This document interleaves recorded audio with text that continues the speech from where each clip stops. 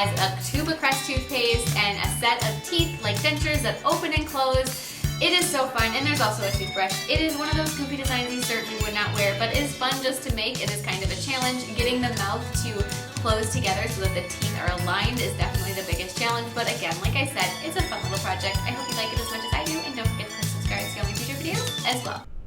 So we're going to begin by prepping the nail form. I'm going to remove the little tab from underneath the little finger spot, put that under the form, fit that to the nail. If you have a nail form that has open sides like this, it's really easy to fit your form onto your nail.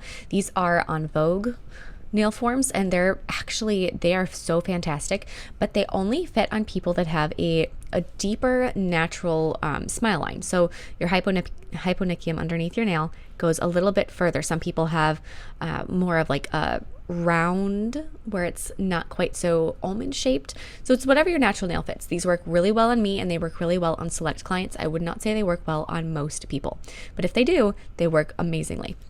After I am done sculpting the little base, and I'm just going in with kind of a shimmery soft pink, I'm going to file it with a hand file, and then we can start sculpting the mouth. I began with about a half oval. It's not quite a half circle, it's a little longer than that. If you are trying to think of what shape to make this piece or try to get a grasp on that, look at some pictures of dentures. Definitely just grab, do some Google searches on dentures. These are not like the dentures that people would actually wear. These are the comical, grandpa takes his teeth out and puts them in a jar at night comedy dentures. That's what I was going for. So sculpt that little base, do a second one next to it that's approximately the same size. If you want to, you can draw the shape on a piece of paper before you start sculpting, and then you can use that as a template to sculpt both of them. After you have them both sculpted, return to the first one and build up the gums. So you're going to create a little ledge all the way around the curved section from the back of where the jaw would be, and then all the way forward and all the way around. Like you're creating a nice little, like a little hill going all the way around. Do the same thing for the top set or for the other side, and just get that nice little gums created. As you are sculpting this, look at it from the side. Make sure that you can see that there is, a nice ridge on it if you tip your nail form backing up, so you can see how tall this is. It's hard to tell sometimes from the top view. You want it to be about, a millimeter thick. It's very thin, but it still sticks up. It still has thickness. And now we're going to do the teeth. So when you're sculpting the teeth, this is the part where it definitely can be the trickiest, because you are sculpting up into the air. And if your products do not sculpt just directly up in the air, then you may need to use something else. You may need to sculpt them separately and then place them on. Something else that you could try is that you could use 4D gel, which is a very, very thick viscosity. It is a lot like clay, and you could make the teeth using something along those lines if you wanted to. The reason I wouldn't always recommend using 4D gel in place of acrylic in a design like this is that it doesn't seem to be nearly as strong as acrylic. It's a little bit more brittle, it's more crumbly, and I've tried a couple different brands and I have the same opinion of all of them. It's just not quite as durable. So it works really well for things that are going to be flat or flat to the nail. So designs like 3D flowers that aren't going to be upright and extreme and over the top, but little pretty roses, or encapsulating if you're going to do, encapsulated roses inside a nail that were really sculpted flat so that you could completely cover them with a layer of clear acrylic. Something like that. Great uses for 4D gel. Sculpting teeth that are sticking up, it would work, but I would just be really afraid of those little teeth breaking. So as you can see, I did the middle set of teeth, and then I'm going through and I'm doing the sections of teeth in like little bits at a time. So I did 3 flatter sections for your teeth that aren't molars, and then I did 2 molars in the back. And yes, this isn't quite accurate if you're looking for extreme accuracy, but it definitely gets the point across. And on that second section of teeth behind the first one in the front, I did flatten them out and kind of separate them a little bit to give the indication of like your first set of molars, and then the ones in the back are the really big molars.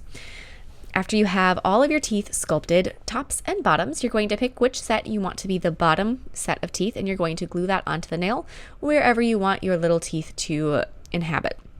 After you've placed that down and the glue has set, you're going to want to put some clear acrylic underneath it so that it does not fall off. The nail glue is a placeholder. The clear acrylic is really what is going to hold it down. And that's the same thing if you ever place a piece like this down and you're like, you know what, I hate where that's placed. You can very gently pop it off and the nail glue will release. I have a bead on a piece of fine wire. This is a glass seed bead. for jewelry making. You can find it at pretty much any jewelry store, or any craft store. I'm going to attach the wire with a final set of molars with the bead in the middle. So don't get any of this acrylic on the bead. The bead right now is free moving. After you have those and the molars on the end that are holding the wire in place are stuck, it's fully cured, then you're going to slide the bead to the middle, put a little bit of nail glue on the very top of the bead. This is a very cautious procedure because you don't want to get any nail glue on the wire, so that you get it so that your wire and your bead are stuck. Then you're going to hold and get your top set of teeth attached to the bead, and then using more of whatever your gum color is, your pink, you're going to add just a little bit more detail to the top. You're also going to want to secure that upper jaw to the bead with a little more acrylic on the back over the top of the bead. I'm now going to sculpt my tube of toothpaste with white acrylic. I'm going to create a long flat shape, kind of get it in the general toothpaste shape with a thinner section on the one side and thicker on the other. And then after I have the thinner section started, I'm going to roll it over on the very end. And then after I have that part done, I'm going to kind of finish off the shape in any other way. I'm going to taper it towards where the nozzle will be. And also just round it out a little bit because there's a bit of an indent in the very center of my toothpaste bottle, which is probably really accurate. Most toothpaste bottles do have indents and divots where you've squeezed the product out. However, I'm planning to paint this toothpaste tube, and it would be harder to paint over the top of something that is not smooth. So for that purpose only, I'm going to fill in and flood that little cavity or that little gap. I'm going to add the little end, the nozzle to the end of my toothpaste tube. And then from there are so many brands of toothpaste that you could, adorn this with. You can do your favorite toothpaste brand or, whatever just seems logical. After that has been cured and you can peel it off the nail form backing, you're going to want to add another layer of acrylic to the back side of your toothpaste tube to round it out so it's not just one-sided. And then I'm just going to actually add several coats or several layers of acrylic to really build up the shape of this. Whenever I'm making something and I want it to be, extra realistic looking, you can't look at it from one side. You have to look at it from all the different directions and make sure that no matter where it's being viewed from, it looks how you want it to look. Once I'm happy with my toothpaste tube shape, I'm going to sculpt my toothbrush. I have a shimmery blue color. It goes really well with the background color. They're from the same collection from Double Dip, and I'll put those names in the description box below. However, it just looks really nice together. They're a shimmery pink and a shimmery blue, and they have the same glitter type. I'm going to sculpt a basic toothbrush. This is a manual toothbrush. If you want to go fancy with it and you want to make an electric toothbrush, you certainly could. You can really make sure that this set of dentures has all of the care that it needs. You could also make like a glass and some fixodent and different things, and you could have all of the parts if you wanted to. You could just keep going crazy with this. So I've got my toothbrush base sculpted, and then I'm going to lay down a bead of a little bit firm white acrylic. So when I say a little bit firm, I have the bead on my brush, and then I'm going to flip my brush over on a nail form backing and drain out the back of the bead and then place it down. Means it's on the brush a little bit longer, so it's a little bit more polymerized and it's a little bit drier because you took out that extra liquid. That's going to make it so it's going to hold its shape, be upright, and make it so that with the tweezers you can poke those little holes into the white acrylic to make it look like bristles. With that being said, make sure that you do dip your tweezers or toothpick or whatever you're using into some either clear or white acrylic powder so that as you're making those little holes, you aren't going to have it get glued or stuck to the white acrylic. Attach your pieces to your nail. I use nail glue to attach the toothbrush since it is a flat back, and I'm going to use acrylic to attach the toothpaste tube because it is so rounded on both sides. It wouldn't hold very well with just nail glue because there'd be a small contact point between the nail and the toothpaste tube. I'm going to take some blue acrylic. That seems like a good classic toothpaste color, and I'm going to be adding some toothpaste dripping out of the end of the toothpaste tube and on the toothbrush, and then using whatever kind of colors are appropriate for your toothpaste brand. You can go ahead and adorn the front of your toothpaste tube. I'm going to be using blue. I'm going to be doing Crest toothpaste. It seems like that's just the most commonly used and advertised toothpaste in the US at least, and it seems like it just makes sense. After I have that blue base done, because there is such a large section of that blue paint, it's going to take slightly longer to dry than normal, at least if you're doing like tiny little details. Acrylic paint typically dries almost instantly, but we have a bigger space, so it's going to take just a smidge longer. So take a break from that, and I'm going to do some work on the teeth. I'm going to take a little bit of black paint, and I'm going to separate the teeth so that they don't look like one big white blob, but you can see that there are individual little teeth. I'm going to add the stripes on the toothpaste that is coming out of the toothpaste tube, 2 blue stripes, 1 on each side of the little stream of paste. Some little black outlines on the toothpaste tube as well. Make it a little bit more pop art styling, a little less completely realistic. And then I'm going to go with white paint, and I'm going to be painting a whiteout area for the Crest logo. There's a white shadow on the logo. And so you're going to, the way I like to do it is I like to paint the letters and then kind of bubble them up so that they get bigger and fill them in. That way I know that where I'm placing them and where I'm adding these different shapes is the kind of the correct location, and it just gives a better idea of where they all need to be. Once I do have them done to this far, it's the same thing. You may need to let this part of it dry for a second before you add the next coat to it.